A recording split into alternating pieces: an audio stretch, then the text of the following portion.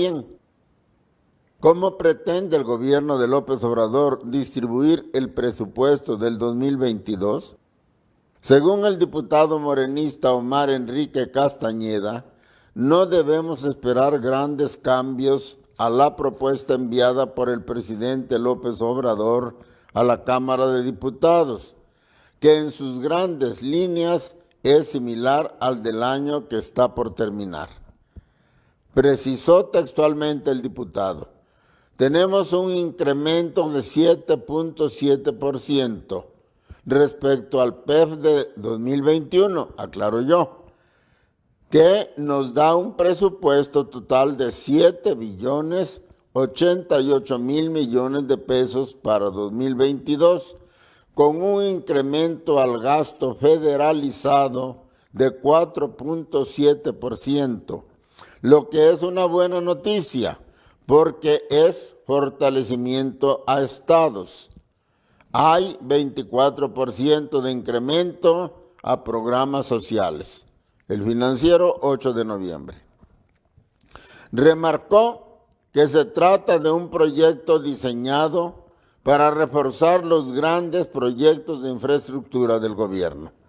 Así pues, la diferencia más destacable entre el PEF de 2021 y el que se discute para 2022 radica en que este último incrementa las participaciones de los estados en un 4.7% y las destinadas a financiar las ayudas en dinero a la población vulnerable y los proyectos emblemáticos del presidente: Aeropuerto Felipe Ángeles, Refinería de Dos Bocas, Tren Maya, en un 24%, o sea, 5 veces más que a los 32 estados del país.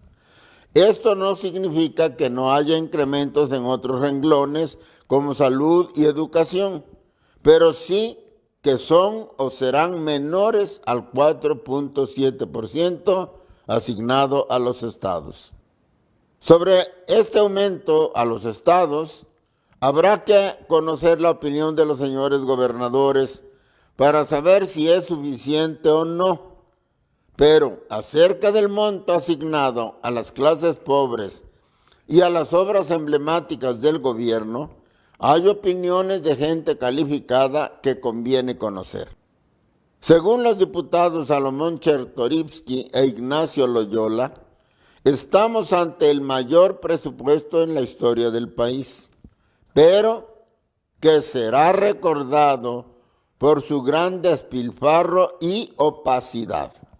Precisaron que el despilfarro se debe a los recursos destinados a obras de poca rentabilidad social, como los proyectos emblemáticos, y la opacidad por el gasto poco transparente de los programas sociales. Misma nota del Financiero. Ciertamente, existen serias dudas sobre la poca rentabilidad económica y social de tales obras, pero no una certeza plena. Creo que habría que esperar un poco más para tener una opinión definitiva. En cambio, sí están bien documentadas las fallas en los programas de ayuda directa a las clases marginadas.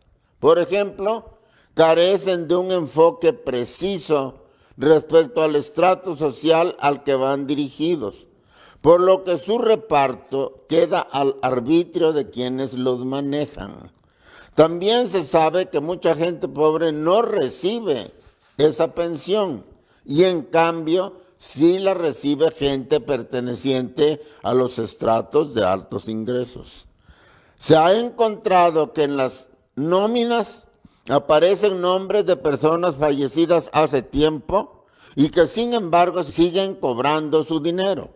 Finalmente, todos los programas carecen de un mecanismo de evaluación de resultados y de rendición de cuentas, y hay la sospecha generalizada de que su fin es básicamente electoral. El despilfarro que denuncian los diputados, pues, no carece de fundamento.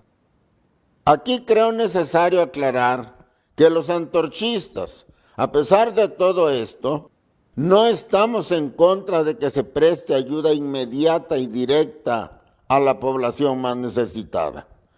Lo consideramos de elemental justicia e indispensable, además, independientemente de su mal manejo, que obviamente debe corregirse. Nuestro desacuerdo tiene otros motivos que quiero explicitar brevemente. Primero, la forma políticamente tendenciosa en que se levantó el padrón de los beneficiarios que llevaron a cabo los servidores de la nación de clara afiliación morenista, en vez del personal de la Secretaría del Bienestar sin identificación partidaria. Segundo, el manejo discrecional de los programas, claramente sesgado hacia los simpatizantes del partido oficial.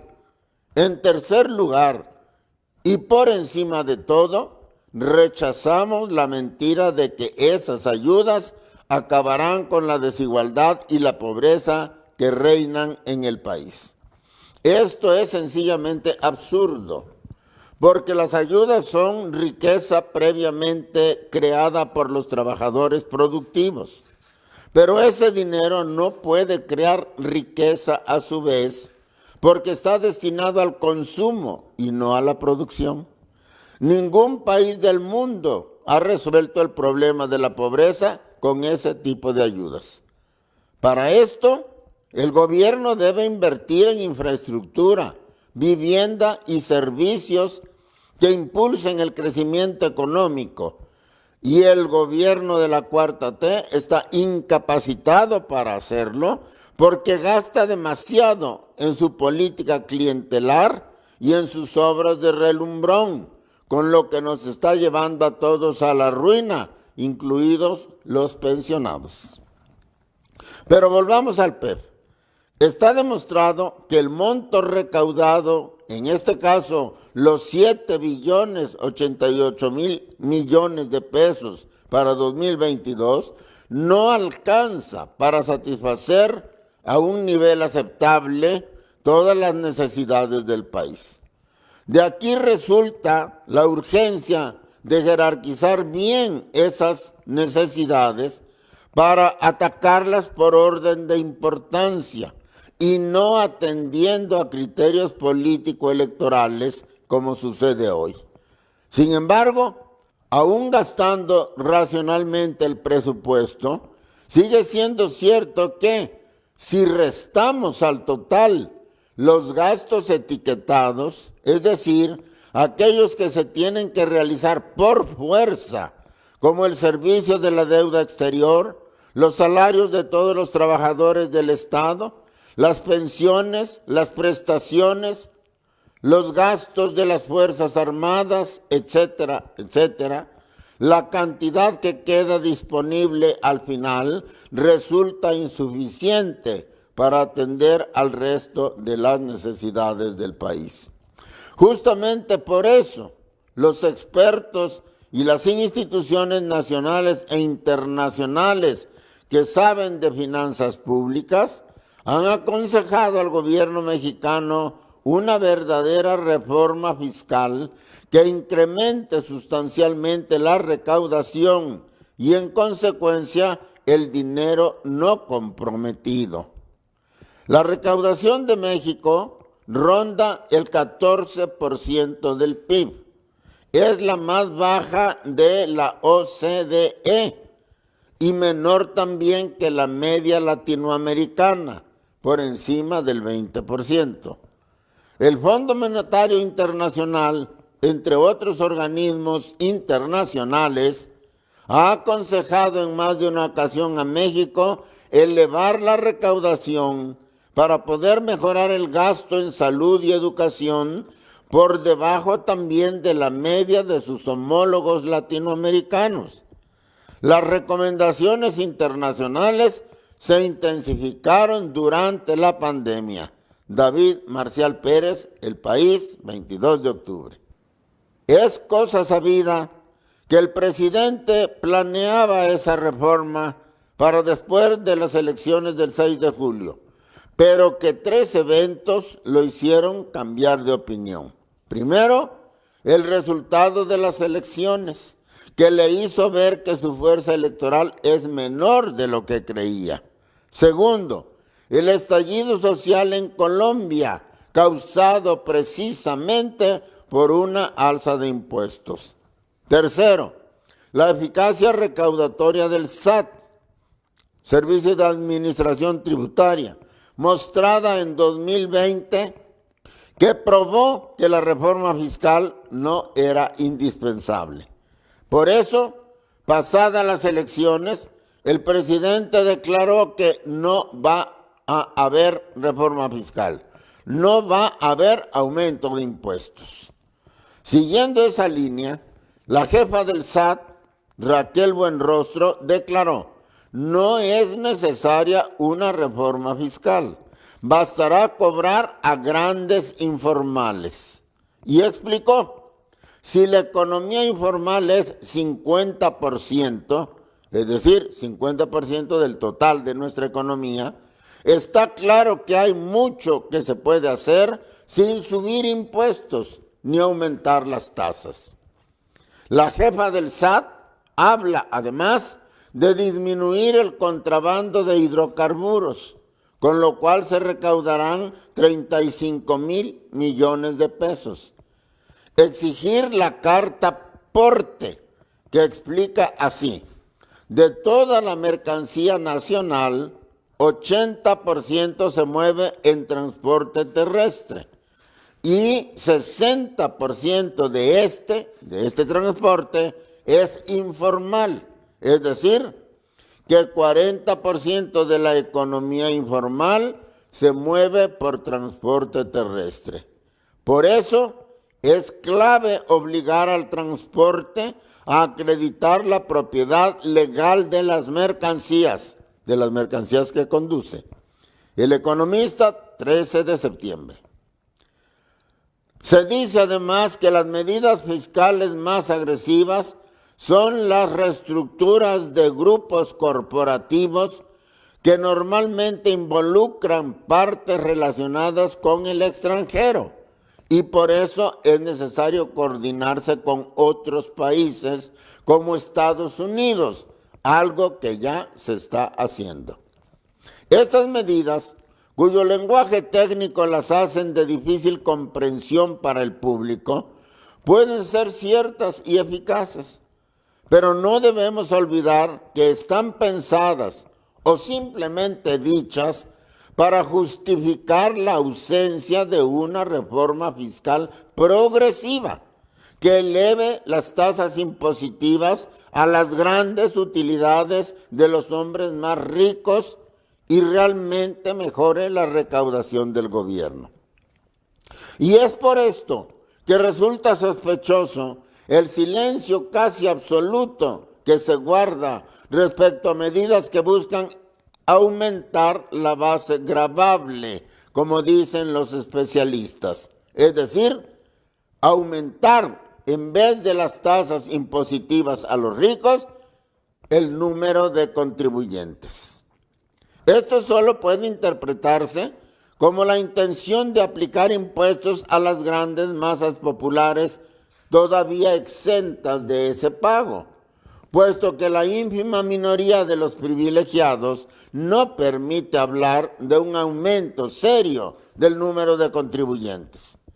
Los medios aseguran que la llamada miscelánea fiscal incluye en la base gravable a toda la microinformalidad, es decir, micronegocios como taquerías, estanquillos, talleres mecánicos, peluquerías, salones de belleza, cocinas económicas y similares. También obliga a obtener su registro federal de contribuyente, RFC, a todos los jóvenes con más de 18 años, tengan o no ingresos propios.